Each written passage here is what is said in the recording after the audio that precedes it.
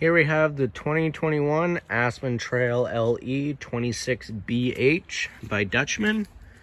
We'll start up front. You have your tongue jack. You have up and down right here, and then you have a switch for a light when you're hooking up when it's dark. You got your chains, your 7 lifer lights and brakes, and then you have a breakaway cable right there. That's pretty much a emergency brake. For some reason your trailer came off the ball and the chains failed, that would pull out and would lock up your brakes so it's not going behind you. You got a 12-volt battery up here, and this is prepped for solar charging, and that is where you would plug in the solar panels. You can get a small portable solar panel on a tripod. That's an affordable option. Then you got 2 20-pound propane tanks here. This cover, the top, you can untwist these, and that lifts up. Then you have access to your tanks. Then to get them filled, that cover comes off. Then you unscrew this wing nut, and you can take the tanks off. Your regulators right here, this is an auto changeover regulator. What that means is you can have both of your tanks on. And that black arrow right there, that's pointing to what tank is drawing from, so it's pointing towards this one right now. With them both on, if this one goes empty, the valve inside of here will automatically switch over and start drawing from this tank. Before you take this one off to get it filled, just flip that switch over, because the valve inside is what switches over. But if you leave this over here and take this one off to get it filled, the gas will leak through this side. There is a window right here. Right now it's green. That means the tank is on, and there's gas going through it. If whatever tank it's pointing to goes empty, that'll turn red right there. Also, if you turn the tanks off, after a while the gas in the lines will dissipate, and then that'll turn red as well.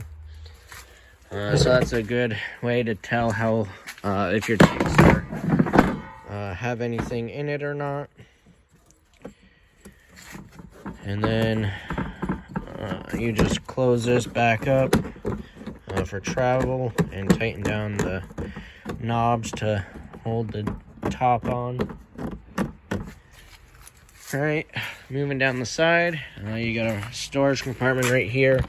And each storage compartment has a little magnet on it, and one right there to hold it open. Nice pass-through storage up here. Moving down, you got your slide here. You have your power cord right here, so this just pulls out and then it shoves back in. And then when your cord is out, you can close that cover. That way, if it starts raining, it won't get wet and will keep bugs out. And then you just shove it back in when you're done and time to pack up. This is a 30 amp service unit. So when you go to a campground, make sure you ask for the 30 amp hookups. When you're at home, you can hook up to an adapter to plug into the house outlet or an extension cord. The only thing you can't run is your air conditioner, because that requires that 30 amp circuit. If you try running off a household outlet, that's only 15 to 20 amps. So it will burn up your cord if you try running the air conditioner at home, unless you have a certified electrician or your power company come install a 30 amp outlet. You cannot run your air conditioner at home. Down under here you have your sewer outlet, and it's labeled right up here, and the handles are color coded. So your gray tank over here, that's going to be your sink and shower water, and then your black tank right there, which is the bigger one, that's your black tank, which is your toilet water. Keep the valves closed while you're camping. A lot of people will tell you that you can leave them open. Do not leave them open while you're camping, especially the black tank. What happens if you leave it open? The liquids will constantly come out, but the solids will stay, and then it will just build up. and it'll clog up the tank, and that takes a while to unclog. And it's not like a regular toilet at home, so just keep that closed. There's a monitor panel inside that you can keep track of how full your tanks are. So once it gets to about 2/3 to all the way full, that's when you come out and come and dump your tanks. We recommend when you do dump them, pull your black tank first, let that drain out. Once it's emptied, close it, then open your gray tank, and that'll just flush out your sewer hose for you. That way there's no mess left in your sewer hose for you. Then you have your cable hookup right there. Then your bumper right here. These caps come off, and you can store your sewer hose there. They're not really built for that, but that's what a lot of people use them for. That way you don't have to bring it inside or store it in a bag or a tote. It's outside, and it never has to go inside your camper. Then you have your water hookups back here. So down here is your city water. And this cap just pulls off, and then you can screw on your hose. That you'll have a brass pressure regulator hooked up before your water hose. That just makes sure that you have the proper pressure going into your camper and through your lines. At a campground, sometimes there's not enough pressure, so it'll keep the pressure up for you. And then if there's too much pressure going in, it'll simmer it down a little bit. That way your lines won't blow out. And then the other water hookup is your fresh water connection. So this is a portable water tank attached to your unit. It's underneath. So if you're going to a state park or dry camping or going on a long trip, you can fill the water up here, and it'll just fill up the tank for you. It's usually about 30 gallons, and that'll last a while if you're conservative with it. And the drain for that is right there. It's just a little valve. Let's see if I can get to it. So you turn it down like that, and it'll drain it. And then like that, that shuts it off. All right. You have electric stabilizer jacks on this unit. This is the switch for the rear stabilizer jack. These are only made for stabilizing, so do not try and lift up or level your camper with them. You'll level the camper side to side by putting blocks under the tires. And then once it's leveled that way, unhook from your vehicle, and then use a front tongue jack to level it front to back. Then you'll just push the extend button until they hit the ground, or if you have blocks underneath, until they hit the blocks. And I'll show you when to stop. And as you see, one side will go down first. And then once it gets pressure on that side, the other side will go down. That's for if you're on uneven ground or whatever.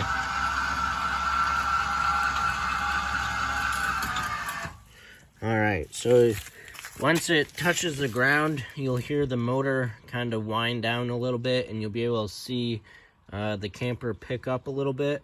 Once you see that happen, let off the switch. Once it hits the ground, hold it for another second. And then that's all the pressure you need on them. Like I said, do not try and lift up the camper with it, because they will bend. And then to bring them up, you just hold retract, and they'll stop on its own when they're all the way up.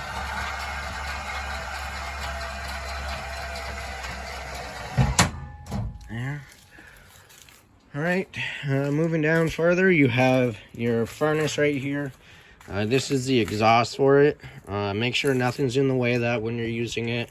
And definitely don't touch it while you're using it, because this metal part does get really hot. So be careful of that. You have your water heater right here. So that tab flips up and twists, and then that cover you can remove. This is a gas only water heater. and the switch for that is inside, and it lights by itself. It's electric ignition, so you don't have to come out here and light it. That right there is your plug. It's also an anno rod. And so what that is, it's probably about a foot long rod, and the calcium will eat away at that instead of your tank. And that is obviously consumable, so you have to replace that probably every 2 or 3 seasons, depending on how often you use your hot water. But once it gets down to about 80%, then that's when you would replace it. You have a vent right here that is for your stove top. There's a little flap inside, you can't really see it, but it just snaps in and snaps off. You want to make sure that's snapped in while you're traveling or parked and not using it. That way no water or bugs or debris gets up in there.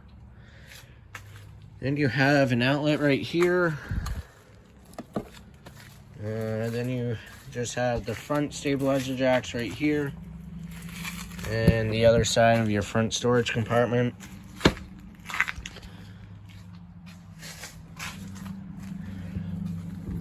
Alright. Your steps, they fold up on themselves, so you grab the bottom one first to fold them in.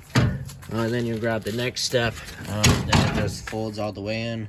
Then to unfold it, you just pull right here, and it does the same thing in reverse. Alright, now we'll move inside.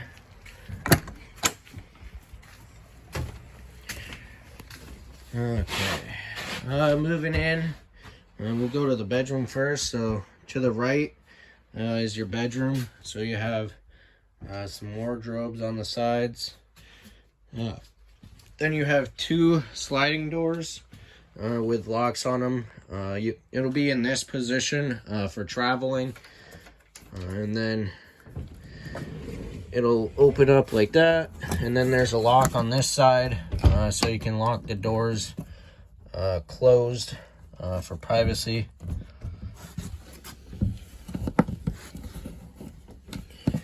Okay, and same on that side.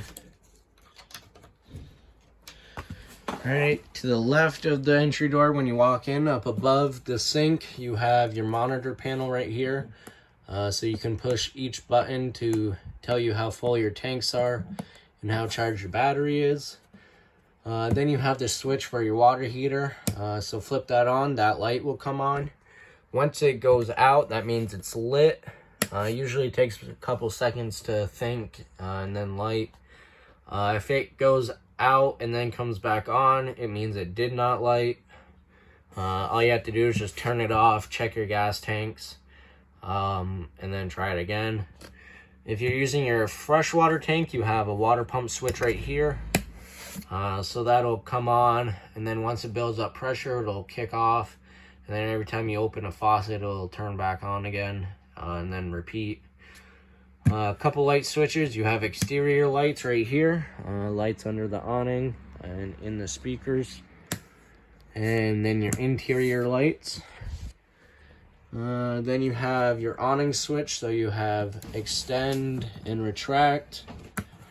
When you're extending your awning, you'll want to watch it because it doesn't stop on its own when it's all the way out.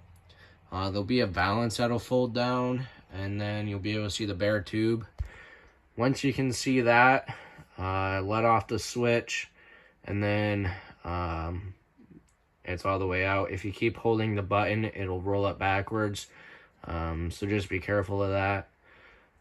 When it's downpouring or really windy out, roll in your awning so no damage is caused to it, and then every time you come in for the night, make sure it's rolled in too. Then you have your slide switch here, so you have in and out, and that'll stop on its own when it's all the way in and out.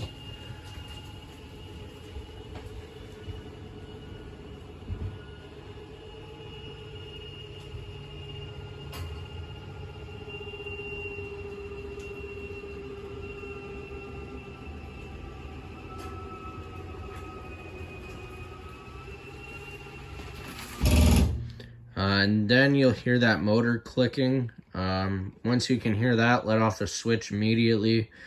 You don't want to keep pressing it until it and keep making that clicking sound.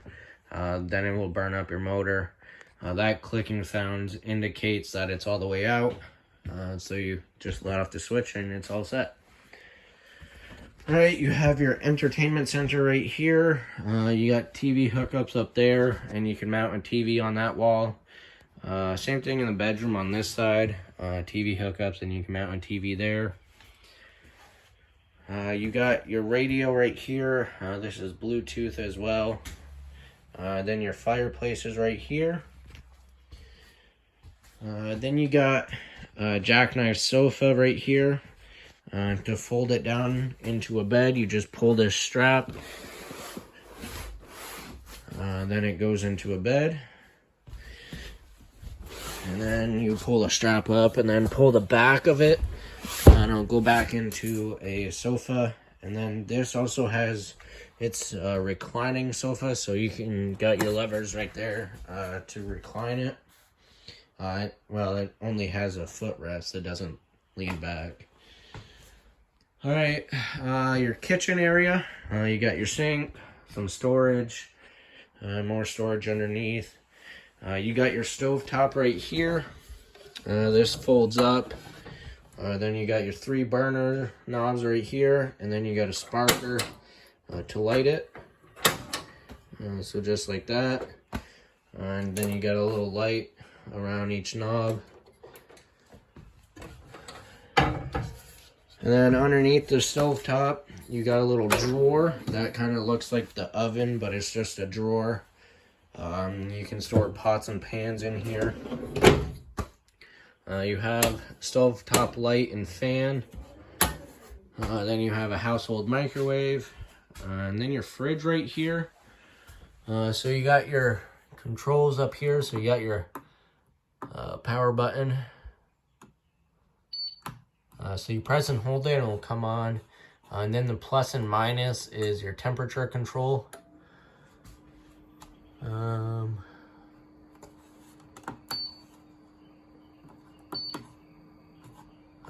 and then you can set the temperature for, so this one is going to be your freezer, so the white up top, and then the fridge is the white half on the bottom.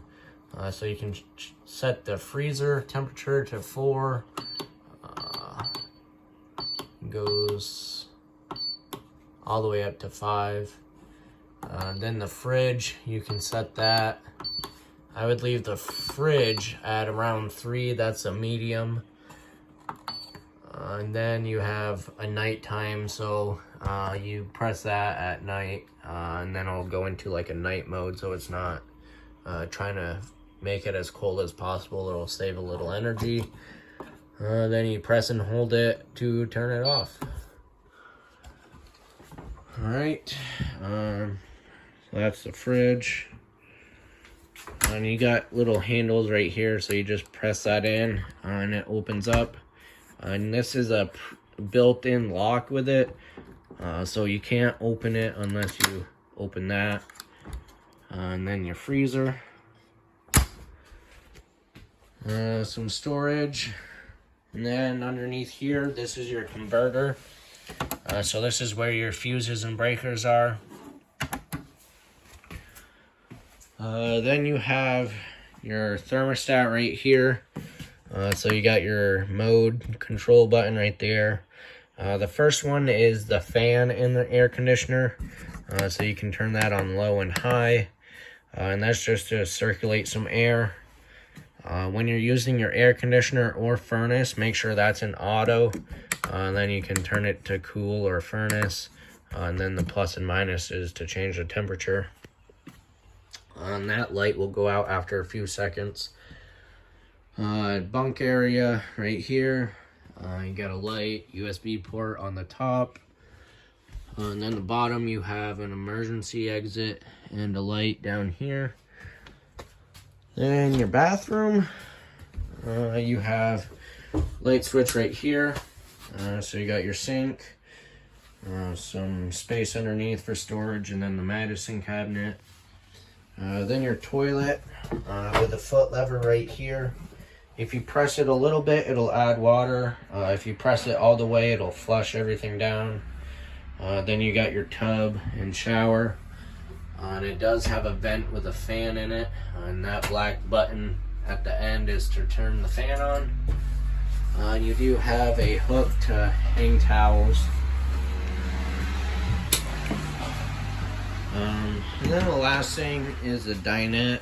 That table, you can lift it off the poles and take the poles out of the sockets on the floor and just lay them down.